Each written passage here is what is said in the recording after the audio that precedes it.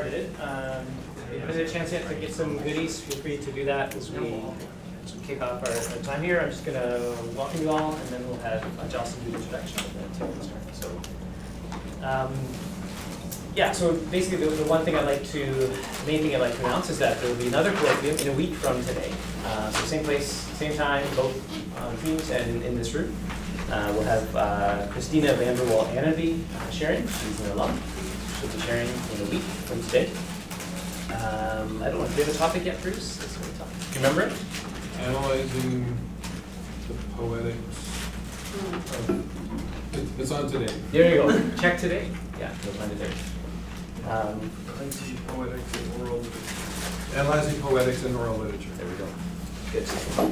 Okay, and then, just to let us know how things will work here, in a minute, Tiff will share her presentation. There'll be time at the end for questions, so if you have questions and it doesn't work to do them in the middle of the presentation, that's okay.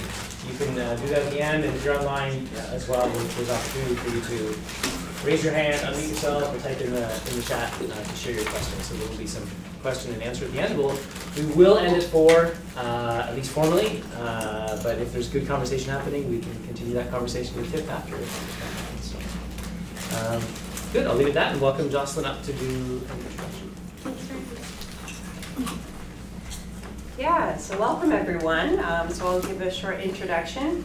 So Tiff here is one of our wonderful summer students this summer at CanIL, and she's looking at doing her MA in Linguistics, which would actually be her 3rd MA, and she already has done an MA in Movement Studies and an MA in Expressive Art Therapies. So very much a lifelong learner and lots of knowledge there. She's been doing a wonderful job of making friends here in community this summer and sharing delicious foods. I know Tiff mostly through Larry and Chuck, as they have all been involved in supporting the Haisla community's language revitalization efforts in Northern BC. Oh, should I pause a moment?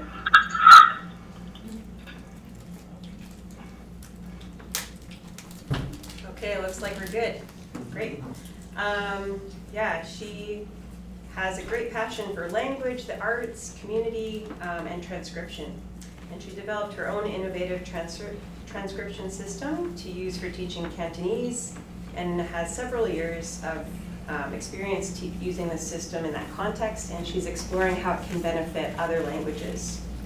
Larry actually really wanted to be here to introduce Tiff, but he's been delayed coming back from his Delaunay trip. But there's a few things that he sent me that he wanted to say. So he says, so much of language learning is getting into that natural rhythm and intonation of the language, and of course the grammatical or lexical tone. Tiffany has been experimenting with the system that represents these supersegmental layers along with the segments themselves. She transcribes them multidimensionally by hand rather than typing it, which I think is key. And then she reads her transcriptions using body motion as well. It's a very embodied transcription approach. And I've been so impressed by how much Haisla she has learned. And I have also heard that people in the community have been impressed with how she's been acquiring the language. Yes, so thank you so much for sharing with us this afternoon, Tiff. Thanks. Yeah.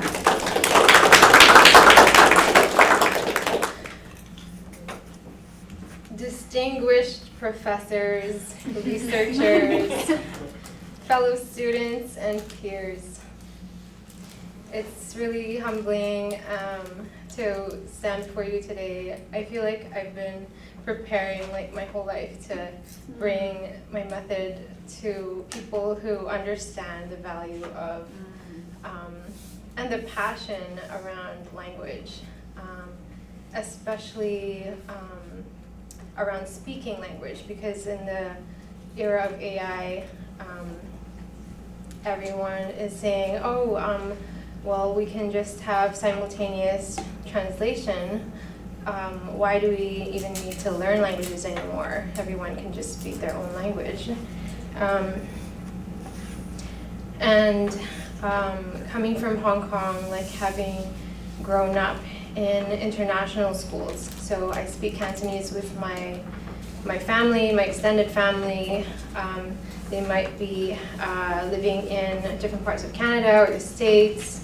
My brother's family is in Singapore, but we're seeing this trend of everyone's families sending their kids into English-speaking schools, and then they might be learning dominant languages. We call them modern languages in international schools, and that's like French and German, and maybe Putonghua. But that means we're quickly losing touch with our mother tongue. And I feel like if it wasn't for my system, I would also have been really torn between kind of spending time overseas versus staying in Hong Kong, because since I grew up, I've always been someone who really loved being around family. But then when you're educated only in English, then your thinking brain and everything that's complex, you think in English. And so, and then when you're back with your family, you can't quite kind of explain yourself in the same way in Cantonese. And so it's, we have to learn to like cope with a lot of struggle between like how, our identity and how we express ourselves. But I definitely feel that this system, and I'll show you how it's impacted my life so deeply, but especially how multilingualism has been a part of my identity at the same time. Growing up in Hong Kong, kind of like those cucumber chips, like people don't kind of expect Hong Kong to, they don't expect people from Hong Kong to be multilingual, maybe because it's associated with like China,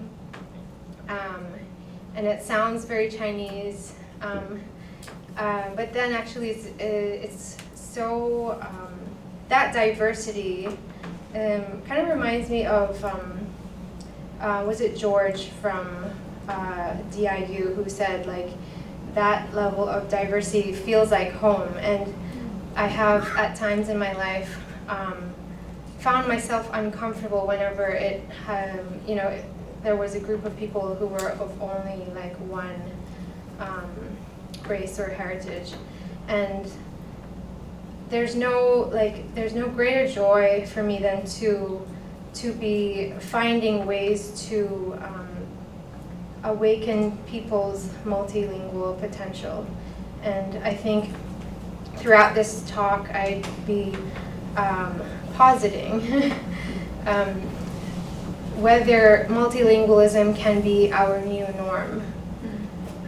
I know many countries outside of North America are already multilingual, but I wonder if in those places they are aware that they can also be multilingual beyond the region that they live in and the communities that they live in. They may not have ever thought or imagined it possible to be speaking some Polish, some Slovak, some Hungarian, some Cree, some Sinhalese, which I have been able to come into contact with after my system.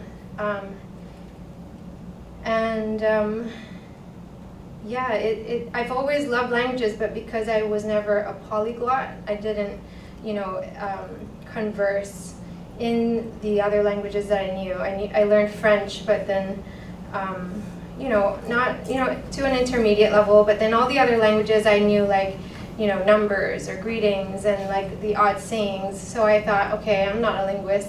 And then, so I put off linguistics for 10 years until I really kind of got to the edge of my system and I felt like there's no other way than to go in. And thank you, all of you guys, for making that transition so much more fun and interesting than I ever could have imagined. I remember having bought a book like a glossary for linguistics, and then not read it at all, and then I think I gave it away.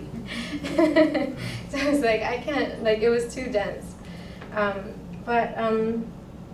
Yeah, and this talk, and those who know me well, I love like being really creative, so bear with me if the talk doesn't seem very linear, because my mind isn't linear either. So where I want to start is to ask all of you who have been in the field longer than me, who have, we all have different perspectives on language. So what has been your current transcription process? So we might have only text to work with. Could be previously published or recorded data. If we're lucky, we might have audio recordings or audio-visual recordings, which would include being able to watch the person speak, so that you would have more guidance on like lip movement. And on Google Translate, you have you type something in and you can play the audio button, but then there's no pausing afterwards. And so you kind of hear it all in one chunk. On YouTube, you could adjust the speed and then slow things down, speed things up, which gives you a bit more room to clarify the sounds that you're hearing. And then you might have text and working orthographies. Like in Cantonese, we had around 4 or 5 different types of romanization systems, and all of them were confusing. And then you have the translation, but you never have the breakdown of the translation like on public domains.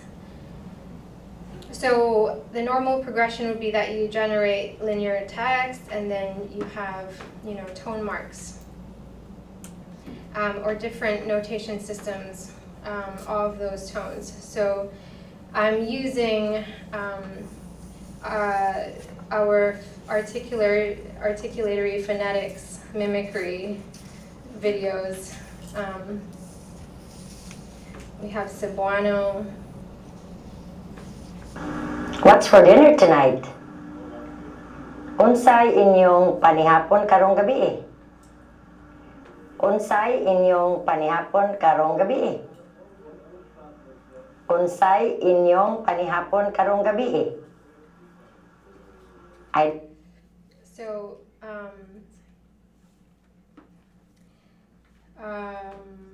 actually, I should play Indonesian. Have you eaten yet? Apakah saudara sudah makan?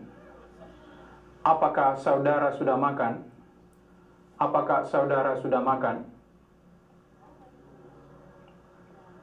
I've eaten rice. Saya baru makan nasi. Saya baru makan nasi. Saya baru makan nasi.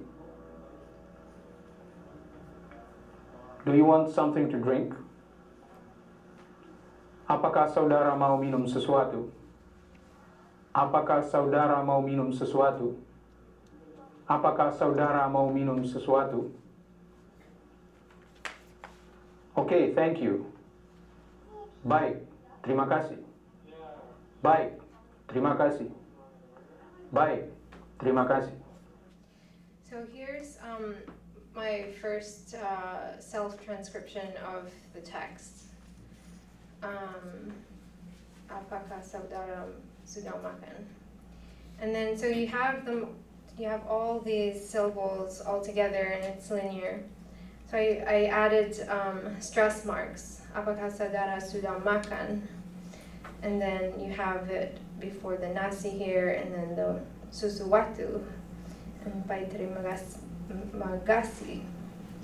But it doesn't really indicate all of the nuances. Apakah saudara sudah makan? So that like middle tone down there, it's usually not in the transcription.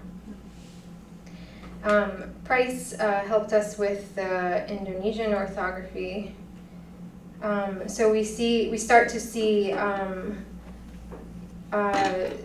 what is transcribed into the orthography that might give us like more details, which we might miss when we hear it.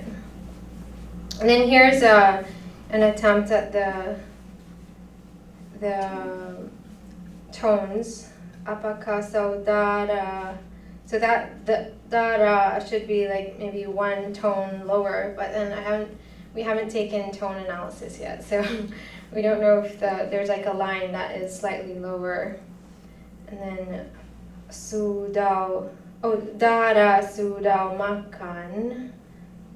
There we go. And then saya baru makan nasi.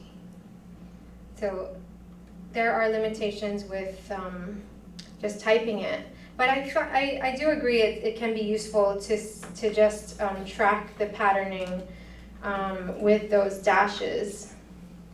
That's in itself like a linear form too. Oops, I was supposed to take the finish out. Because we're being tested on it in a few weeks. So their questions are, is tone only important for tonal languages? When we have transcriptions for linguists and learners, like how could that make learning more quick? How could it help with our transcriptions? And the records of languages, especially with all the languages that are dying and may not be spoken again. But what if there was a way we could, show them so that they can be revived? So I just put it into AI. I was asking if Indonesian and Finnish were tonal languages. No, tonal languages rely on pitch to distinguish word meanings, but it doesn't use pitch in this way. But there still seems to be some kind of significance to the variations in tone.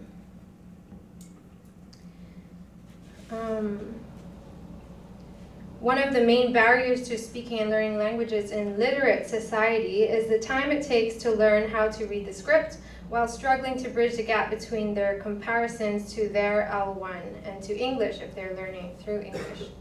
Learners are corrected, criticized, or scolded. Often that is supposed to be their mother tongue. For example, if I'm criticized for my pronunciation in Cantonese, whereas when expats or foreigners say, "Hi, how are you?" in Cantonese, they're like praised, but then it's the people who are, whose mother tongue it is supposed to be, who get the worst kind of treatment for getting pronunciation wrong, but that is what discourages them from continuing.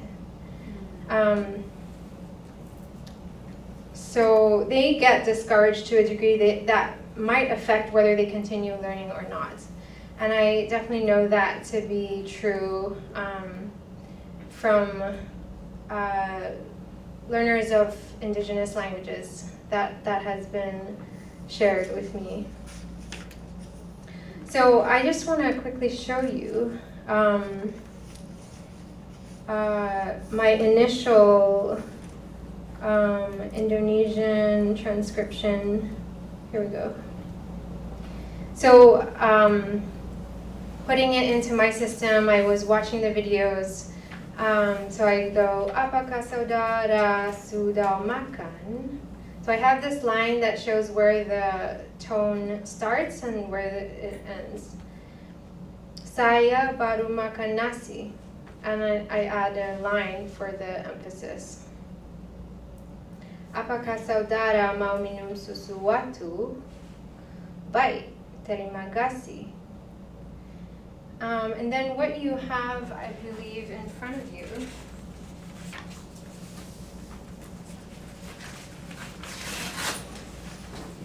Do you have the Indonesian transcription? Yeah, that one. Yes. It's the last one in the stack.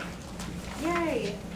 So then I think about 2 weeks later, I listened to the recordings again, and then what you can do with the tone paper is that you can, I work with an iPad. I should show you. It's one of the early iPads, which is as big as a piece of paper, so that I can write on it, because I realized I was doing a lot of transcribing, so then I wanted to get this. So you can add different colored words, lines. So here you see this is the old file. So what you see in front of you. I've added, so in bold, I've added prices, Indonesian orthography. I've added IPA. And then I have the main transcription on the chart, which is the one that I transcribed. So say I was the user of the tone system, I can write things in a way that matches what I hear. And then that gives me time to notice, Sudah,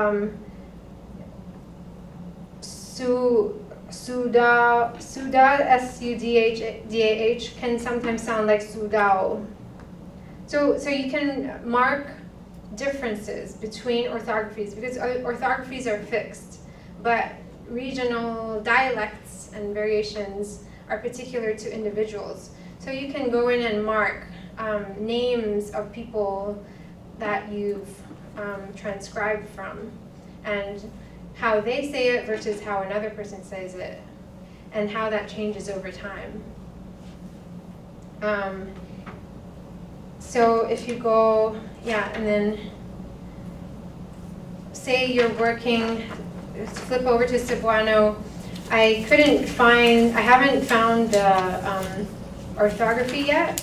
The Cebuano on Google Translate does not match the one we have in the recording, so I don't have that data yet. But you see, there seems to be a pattern in the tone in every phrase. There seems to be 3 types of patterns. Onsay inyong panihapon karong gabi. So it kind of goes up, down again, and goes up again, and then it goes down and it goes up again. So there's like 3 kind of squiggly worms. So that's something like far more dynamic than linear text. And you can actually see which syllables are going up or down. And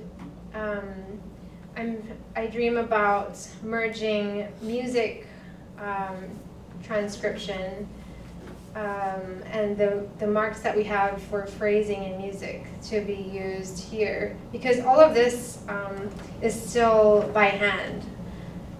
So what if we could input audio files, and then it generates the text automatically according to tone pitch and segments, as well as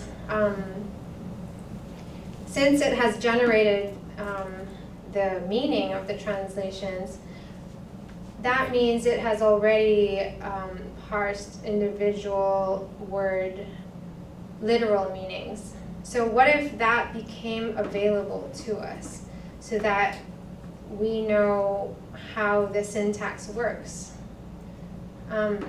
Therefore, like, as soon as you see something like this, you have access to so many things at the same time. You have some kind of understanding between the orthography and how you might be transcribing it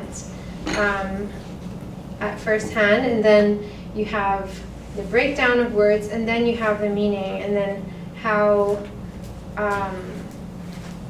that progression occurs. So what you have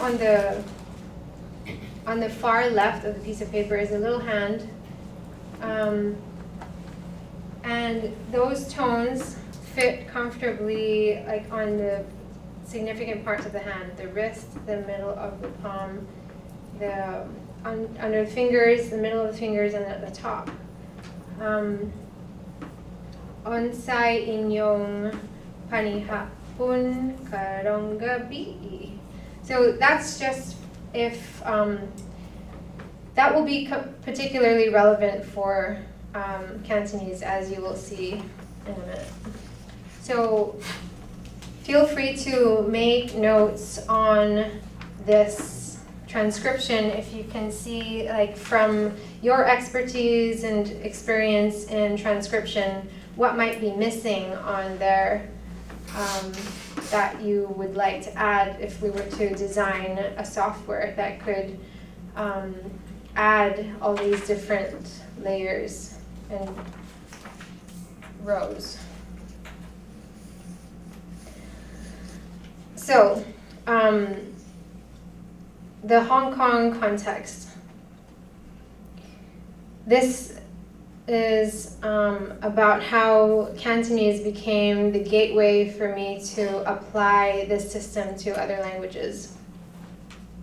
What happened in Hong Kong was that there are expats and heritage learners who want to learn Cantonese. And there are also non-learners who maybe have had the idea or wanted to learn and have tried but given up. Oh, it's too hard, it's got 9 tones, I forget about it. Also, when I mentioned like all the different romanizations that existed, local Hong Kongers also want to learn or practice their English, so they insist on speaking English, even people have tried to speak to them. Cantonese is in decline, though on the rise with socio-political pressures of Putonghua. So some locals are resisting against that change and kind of trying to hold on to Cantonese. But what the official, what we call Yutping romanization looks like is this, where you have a number at the end of every word.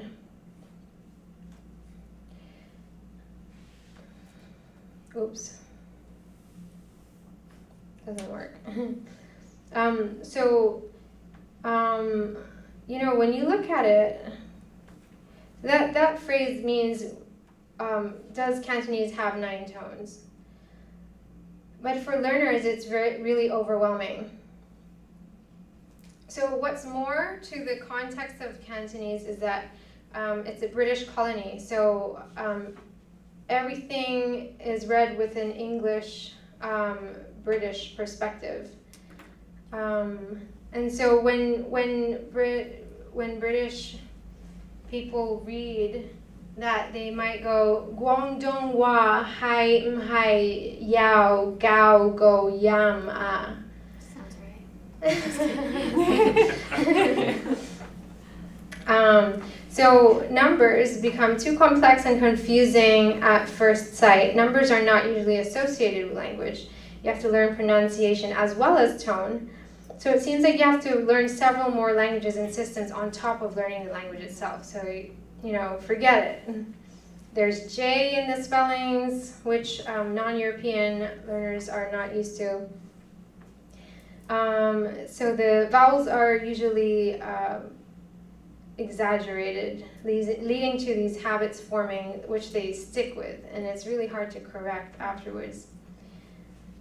Tone placements, although indicated by numbers, have to be memorized and placed at the same time as reading the phrase. So it's what I call like mental gymnastics, which happens too early in their learning.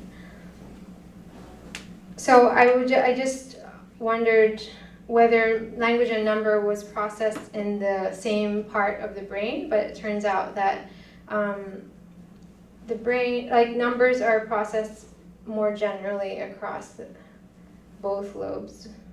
Is that right? I'm not sure, but I just know that it's too complex to be processing numbers and language at the same time. So, this is Jackie Chan. Even he thinks it's a headache. So the same sound, C, the tones are taught in this sequence. C, C, C, C, C, C. What happened to the 9 tones? Well, the final 3 tones were just shorter. They're not different. And it's especially apparent when you bring it into my system and you see it across a tone chart. 3, 9, 4, 0, 2, 7, 8, 6. So they're not different tones, they're just shorter.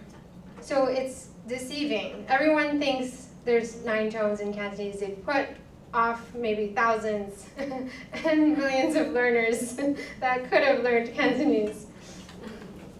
And then there's another famous saying to learn the tones, Sam, Wun, Bun, Au, Lamin. But you have a look at it, it's high, and then it goes up, and then it goes down, and it goes to the bottom, and then it goes up again, and it goes down. I was like, of course learners are gonna be turned off. So here singing, that was me. You know, every learner tries to say those NG words and they go gao, nagao. No, it's in English. It's in English twice in the word singing. Singing now. So then I just have people practice singing or singing now. So then they're stumped. They're like, oh no,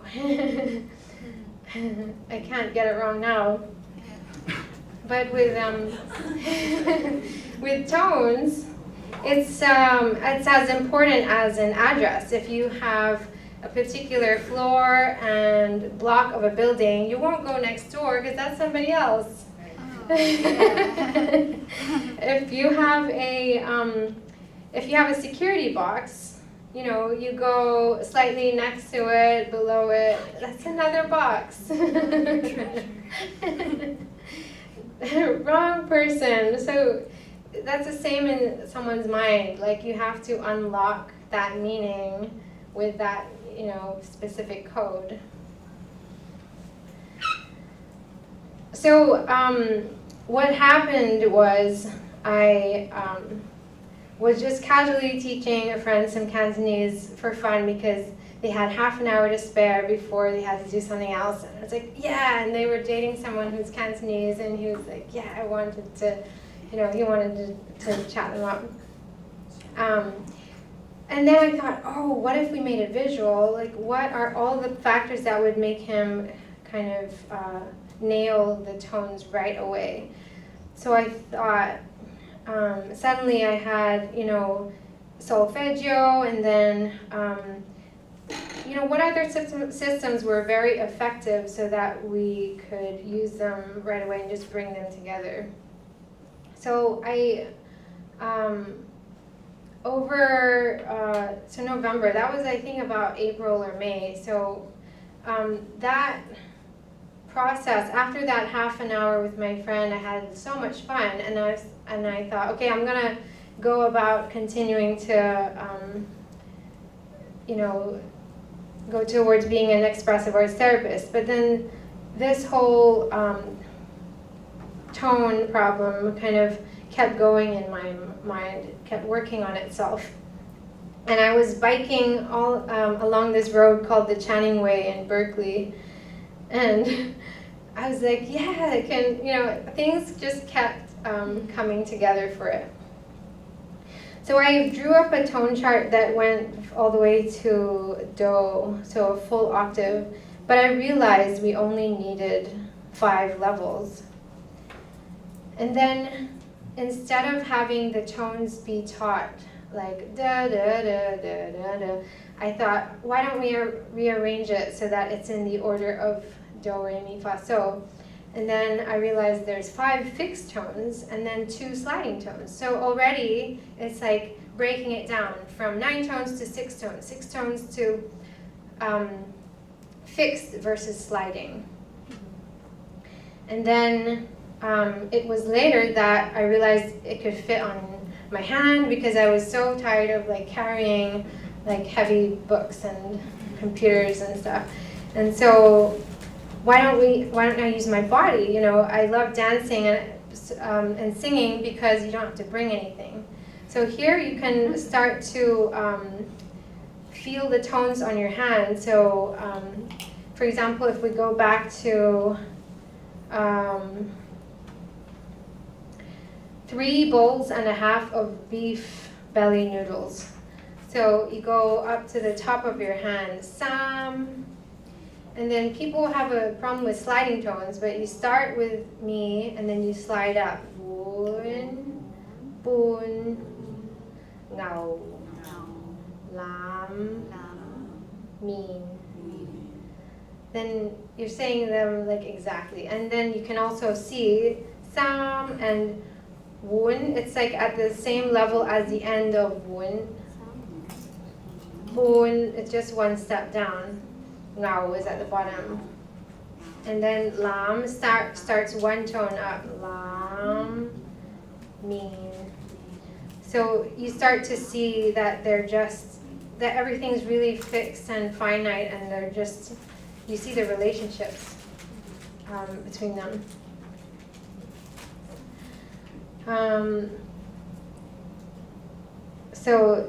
I started to write words because instead of indicating tones with symbols and numbers, I was like, I just want to see those words going up and down. So, zhou, yun, ye, da, bei, ngo, la. Zhou, yun, ye, da, bei, ngo, la. So from 5 lines, I was talking to my boyfriend at the time and his brother. They had studied music, so they were like, you don't need 5 lines, you only need 2, because when you read music, there's a note like in the space as well as on the line. So that simplified the interface even more. And then I realized the name of the language itself tells us that we can't tone with these. Yes. It gets better, but I won't spoil it. So I tried to sum up like the realizations I had. And then I even I took the symbols from Putonghua and then I used where it was similar, and then I added dots and lines so that it would apply to Cantonese as well, and that the 2 languages could kind of fit in with each other, because you know, psychologically and like politically, like those languages are not seen as equal. Putonghua is like, you know, the instrumental, like more prestigious, more important language. But we're trying to say, no, Cantonese is equally important. And then, yeah, separating them and then, you know, trying out new symbols. So the order, this is intriguing, the order of the tones in Yutping. 4, 6, 3, 1, 5, 2. You know, with Cantonese, each number has some significance as well. Some, like number 3 sounds like life. 4 sounds like death. 5 sounds like not. And 2 sounds like easy. And then I was thinking about how to remember that sequence. 4, 6, 3, 1, 5, 2. And then I realized the Cantonese words associated with these numbers spell out the phrase, when you roll or work nonstop all your life, it's not easy. And I was like, whoa, that is like the essence of life in Hong Kong, of people working nonstop. And I was like, wow, this code is like speaking to me. You know, the name of Cantonese was speaking to me. Wow, like it just kept showing kind of more and more codes that I needed to break. And then here you see when you put two languages above each other, you can analyze them vertically. So you can start to compare ni versus nei, jiao versus giu. You see the similarities between Ming and Mang. So you can start to compare dialects and regions just with rows, and then with their tones, with symbols that match or belong into the same system. So that, I feel, is something that could be explored further. So here's just ways for people to remember the symbols. This is like a plant on the ground. This is like the flower. This is middle, and it's like the tube symbol in the UK. The circle with a line across it. And then the top is the line, one below would just be a dot below it. And then lower sliding is, upper sliding is just a line, and then lower sliding is just add a line below it. So that became a really convenient system for me to be adding marks into existing books. So instead of using whatever system they had, I just added these symbols, and it became, I became really quick to see like what the tones were. So numbers didn't work. Sometimes they used an H. They added an H to show lower tones in words. So, but then with the symbols, it just seemed to cut right through it. And it was a way, instead of writing everything out on the tone chart, you could also add these symbols for speed. So I then thought of putting all the initials and finals of words in Cantonese, and I realized it fit on 3 pieces of paper. So I wish I could show you really quickly. Here was the Yuping in black, and then my spelling. I added this like white space as well to for learners to put in like their own references of that sound. So instead of all the A, I, A, K, A, M, like all those words were un, up, ow sounds. So I didn't want to see the A there. So then I, like using this system, you could write in what your variations are.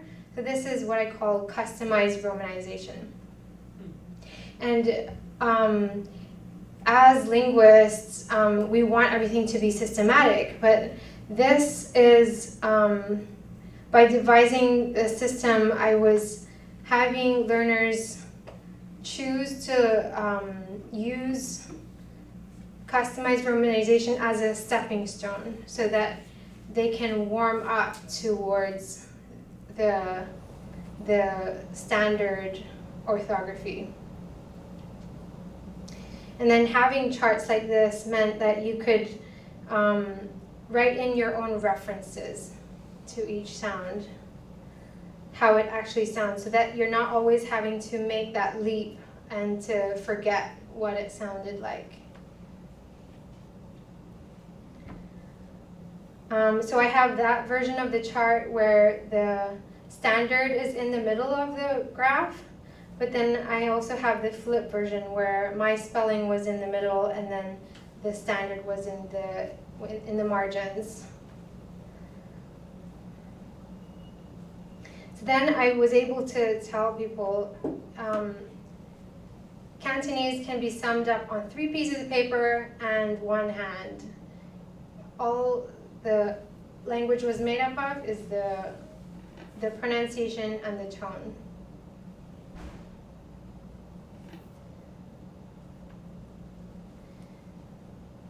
With the hand, I also wrote down the tone numbers as references, and I added the symbols so that people had many options.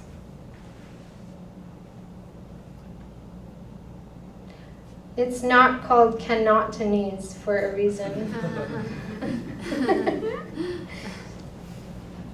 So how about we try singing a song together? Take out this handout in front of you. And we're just going to go over the words. And funnily enough, the Lam Ji-chung, George Lam, he is a really famous singer. And I bumped into him one time on the street in Hong Kong. And then I told him, like, I want to use your songs. And he was giving me encouragement. So I have support from him to be teaching you guys. And this is one of the most hilarious songs you would ever hear, maybe in any language, because many of the choruses and parts are just numbers. So let's have a go.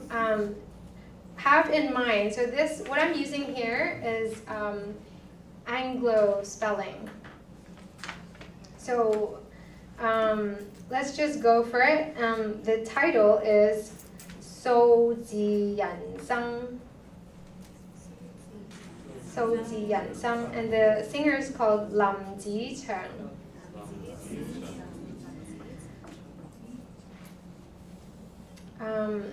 I believe the files of these lyrics are available for the people online. Is that right? They could be. They could be? Okay. So sorry for the delay. Maybe I'll have it on my screen as well. Here we go. So Ji Yan Sang Lam Ji-chung.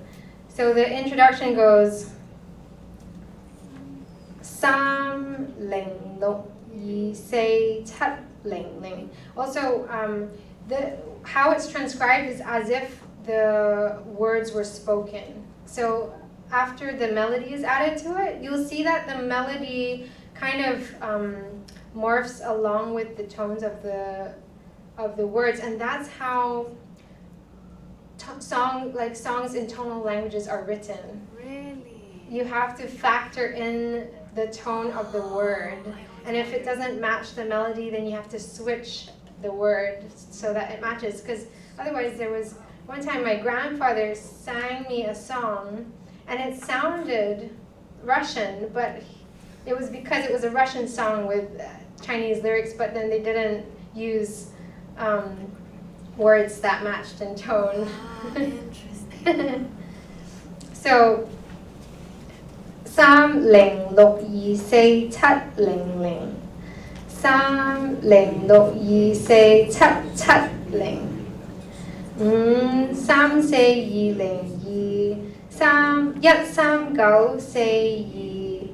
Say Sam Yat Say Ling Luk Yi Say. And that's the words in orange are the meanings. It's 30624700. Yeah. All right, so main verse. So you see the orthography up there, which would take a long time to learn. But here we have the orthography, the romanization, so that you can speak it right away, and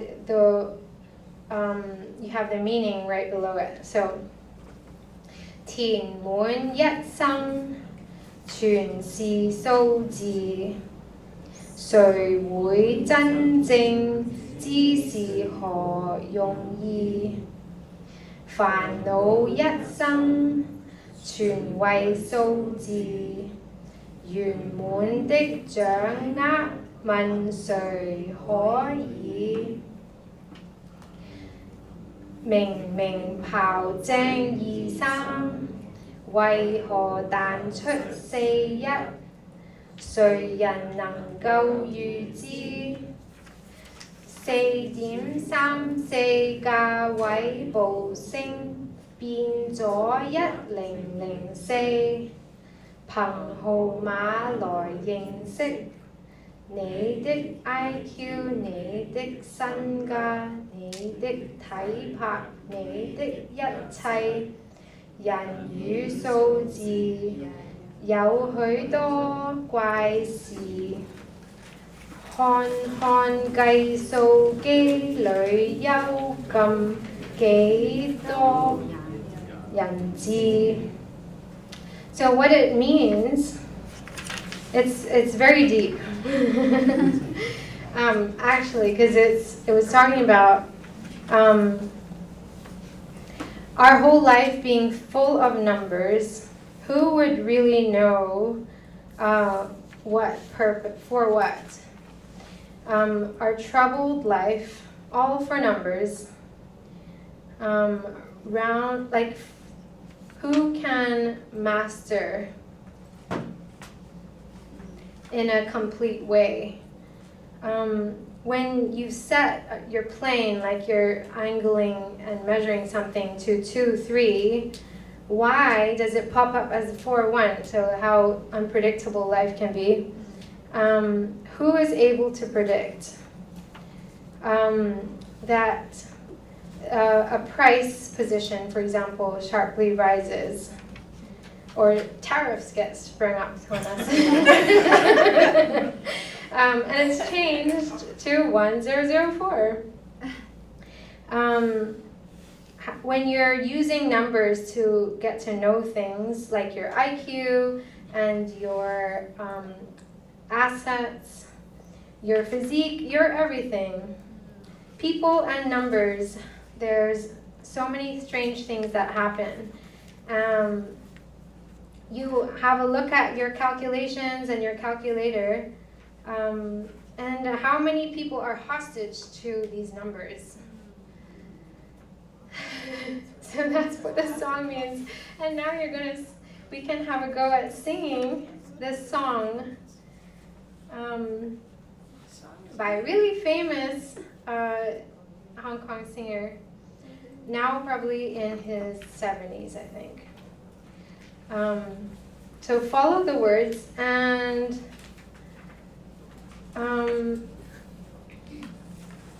yeah, it is through this system, because I didn't really listen to Cantonese songs, and I thought they were sappy and soppy, and they all had the same kind of tone to them. But then when you start to read them as lyrics, and it's kind of like poetry. I mean, I particularly chose this song for you guys, because it's a real laugh. But then it was the first time in my life I was reading a song from beginning to end, and reconnecting with my language in that way.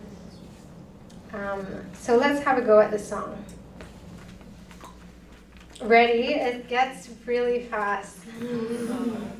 And we're going to be really good at our Cantonese numbers by the end of the song.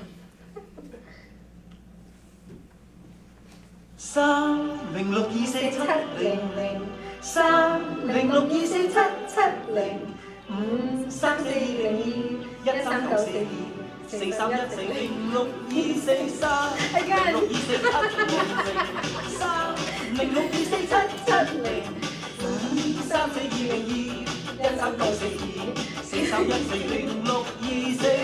填滿一生，全是數字，誰會真正知是何用意？煩惱。權位數字，圓滿的掌握問誰可以？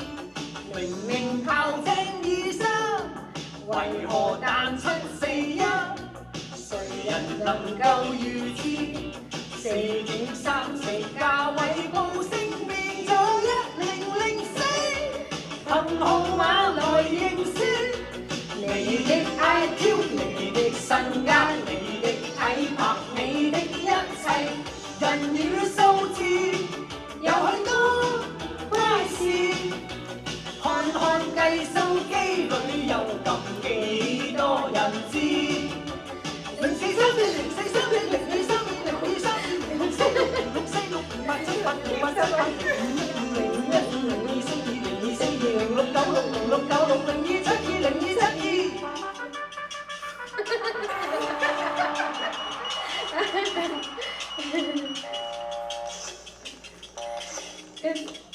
Maybe you can listen to the whole song in one time. I realize, yeah, the time is racing. I want to hear you rap that. All right, next we're going to learn about kinesthetic mnemonics, which is about gestures and combining tone and sound. So how do we learn these words? These are places in Hong Kong, Kowloon, New Territories. So you see Hong Kong is the main island in red, Kowloon is a bit above it, and then New Territories is that space right before the border with China. So Hong Kong is the way to say Hong Kong in Cantonese.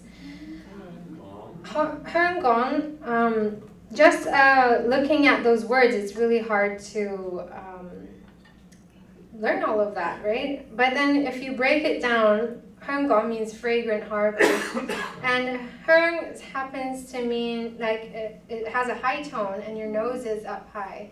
So go Hong, so that combines, you know, fragrance and tone. And then Gong, the harbor was fragrant because of the incense trees being transported across the harbor.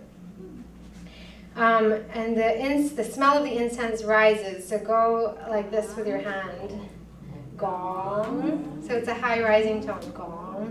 So go Hong Gong. So you said it perfectly. Gao Long means 9 dragons. So the shape of a 9 goes up. Gao Long. Gao Long. And then New Territories.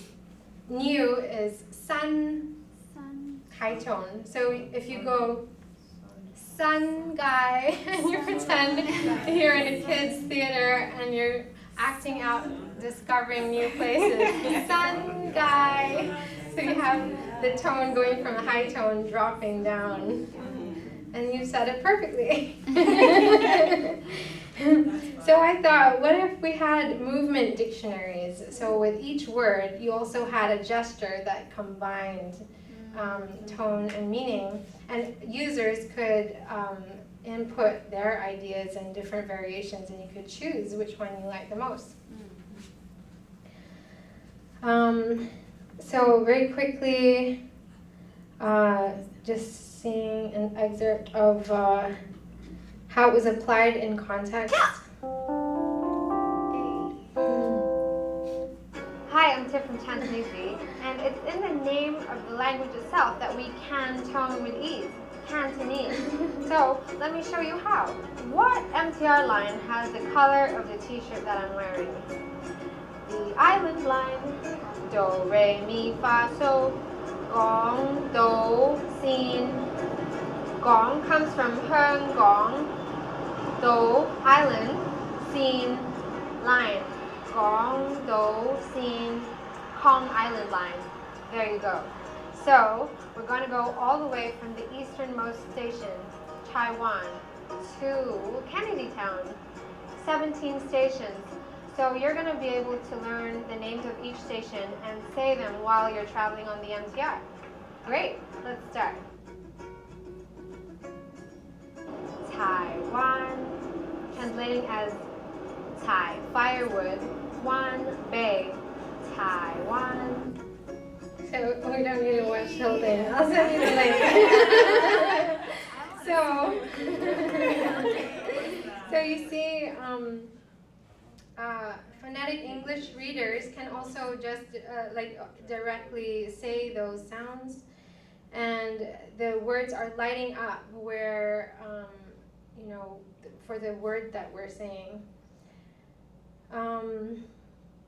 So we're not just using, the issues include not using the official romanization, which but our audience here is total beginners and what I call non-learners, people who weren't trying and who had given up learning. And there's a lot of information happening in that one for each slide. There's like the Chinese characters, there's the English name, as well as the breakdown of the meanings. And then there's me speaking, and then there's the hand. So it's a lot. But the advantages is that one resource combines all of those things. You have all the references, and you have it filmed in situ of what you're learning, so that is also useful. Yeah, and so if that as a learning resource means that people can go back to it. And what if, you know, we were learning more in that format? So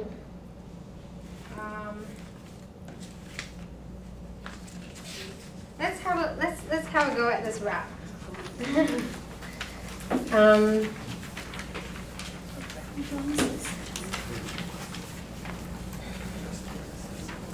All right, it's time for a rap about necessities. 唔係淨係香港人鍾意飲嘢、食嘢、行街、行山、買嘢、食飯、睇戲、Netflix、瞓覺，同埋唔使戴口罩。I think that was like still around COVID times. But here I was combining all the verbs together into this rap so that people could start seeing patterns and plugging in these verbs into their different senses. You learn them all in one go, and then you can use them whenever you want. So I'm going to be hearing you guys say this around campus.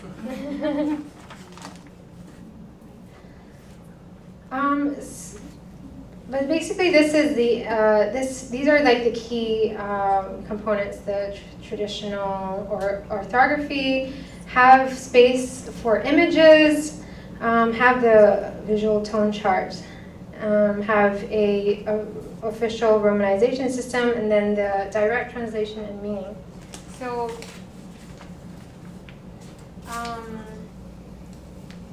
When I was with the Heisler for a year and a half, at the time they were not receiving the orthography very well, the ones that the linguists were putting forward, and they were like, oh, it's too hard, I can't believe they're making us learn that.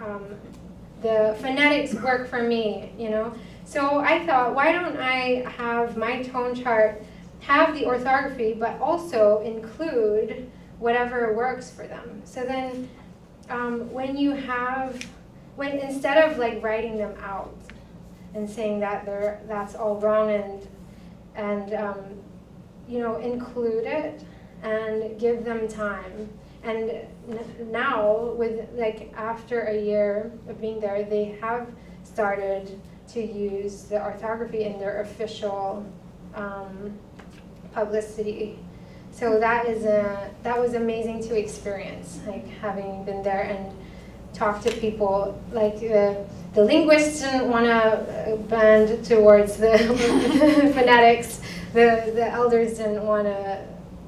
So we had to like bridge, and I feel them seeing that I had learned really quickly with the orthography, and I was trying to create materials to show them, look, it does work and it takes time, but take your time, like encourage them.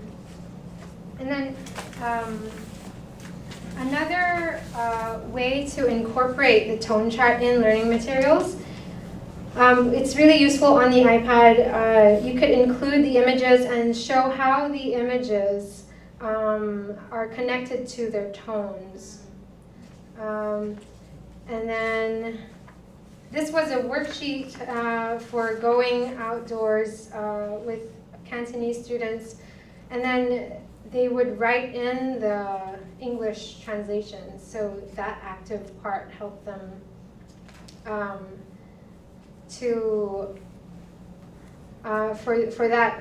for the meanings of words to be encoded. You can't just give them something that has everything in it, right? Here is a halal menu. A lot of the students had eat halal, and then I just took photos and then added words on top for like every item so that they could read it out loud and use the language to order. So yeah, at the beginning, this was working with my mom for her to write in all the meanings of the words while I wrote in the sounds. That was fun. And then a friend of mine in 2019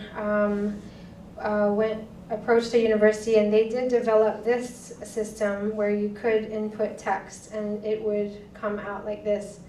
It's different to mine, and it is specifically for Cantonese, but you see how underneath you have the translations into other languages to help these learners. I think there's Bahasa, there's Hindi, Sanskrit, and Arabic. So that was what I wanted to propose as an extension to Google Translate that would really support us. And if you have a look at, I like Hmong. So I met someone who was Hmong, and you have the orthography. And if you just read it, it would sound like ib, ob, peb, plow, chip, row, sia, yim, twaj, kaum, as a total beginner without any learning. But if you read the transcription, this is, without any linguistic training, right? But I just did it phonetically. I, o, be, blau, ji, jiao, sia, yi, joa, gao. And it's much closer to the spoken. And then here I was excited to learn some Hungarian. Egg, kettő, három, négy, öt, hat, hét, nyolc, kilenc, tíz. So that was the beginning of transcribing other languages. Hayat, kisa, kushlar, uchuyur. Life is short and birds are flying. German, die Gab, just reading German without learning it, you wouldn't know where the intonation is. Die Gabe, zufällige, glückliche und unerwartete Entdeckungen zu machen. The gift of making coincidentally, happily, and unexpected discoveries. The definition of serendipity. In 2017, that was when I transcribed some Cree and put the video online, and people thought I'd learned for years, and I'd only transcribed this speech that I wrote with the help of Cree Simon, who was introduced to me before I did a workshop in Winnipeg.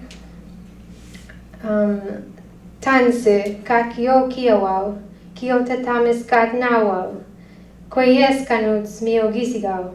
Koyes nimiiwitin, kabikiskrian, kabikiskotitewau. Pikiskri winu ma kawiyatotaman, neheyeo pikiskriwin, eguamina, poguitoa pikiskriwina. How are you, everyone? All of you, I greet you all. Very nice day today. I'm very happy to speak to all of you.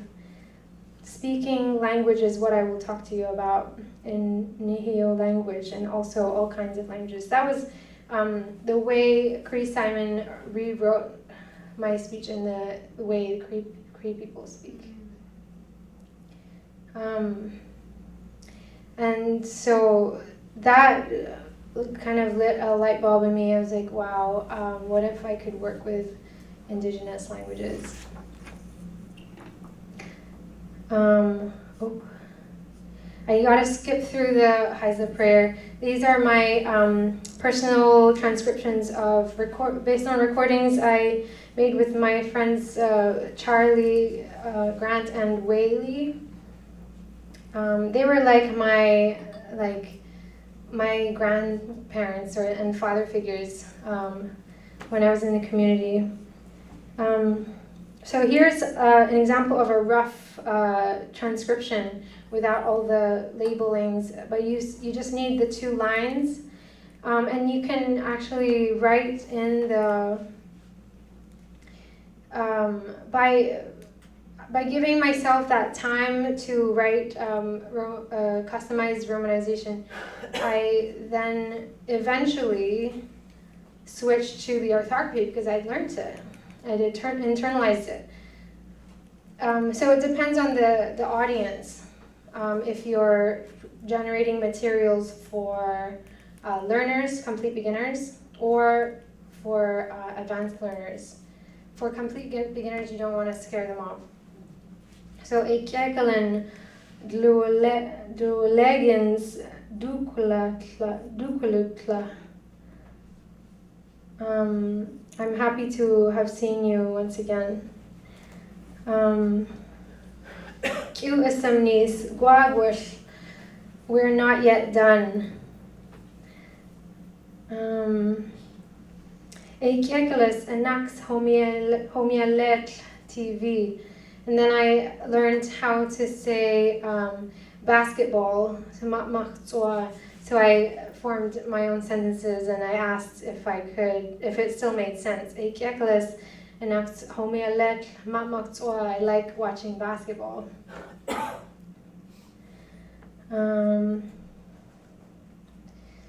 One of my favorite lines is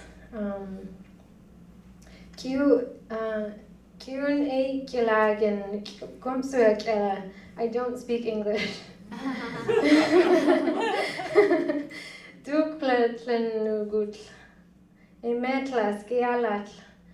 I shall see you in a short time. See you again in a short time.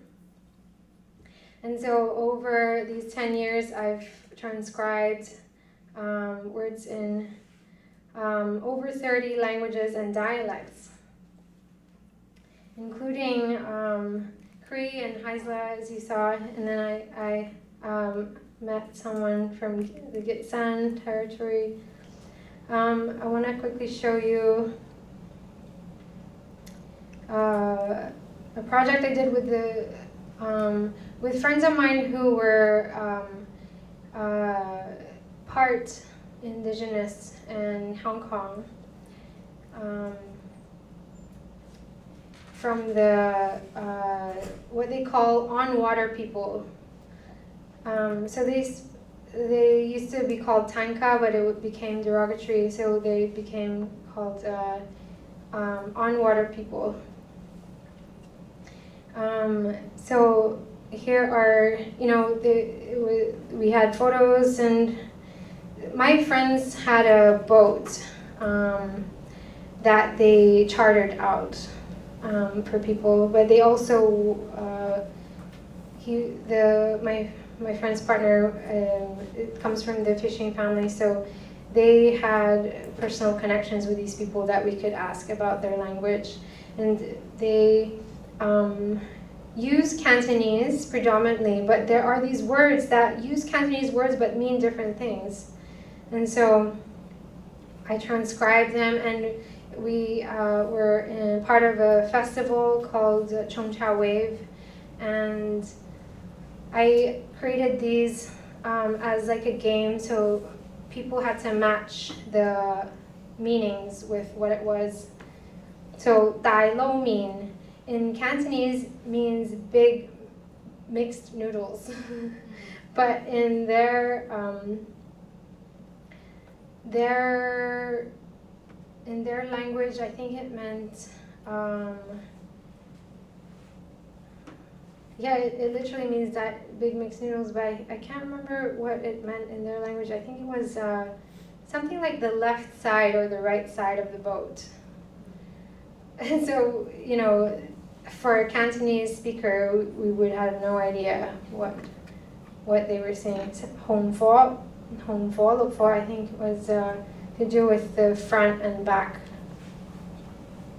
of the boat. Or left and right. Sorry, I've forgotten the meanings.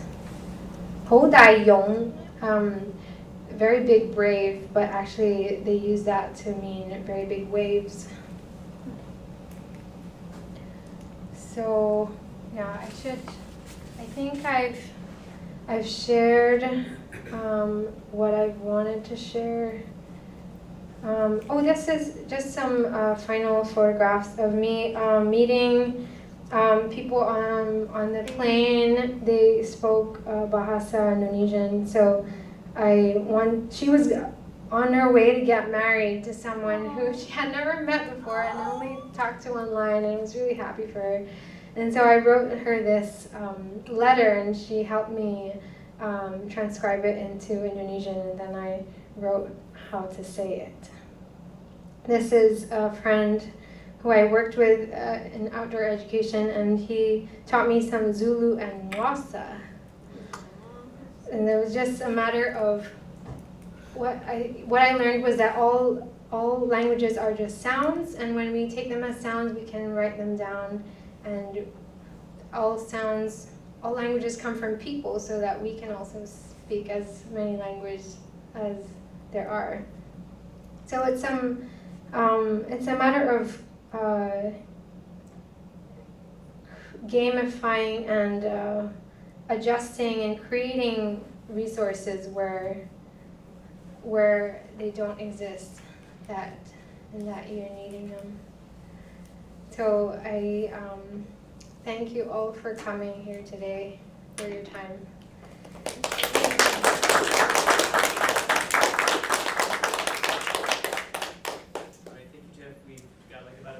So we can take a question or two before we officially wrap up. Yeah, so are there any questions that you'd like to give? I noticed that in some of these you have a lot of like colors. Is there like a color scheme to it, or is it just kind of whatever colors make you happy? With some learning materials, I did strictly follow a color code and matched tones with colors, but then most of the time it's what makes me happy. Okay. Give me another quick question before we wrap up.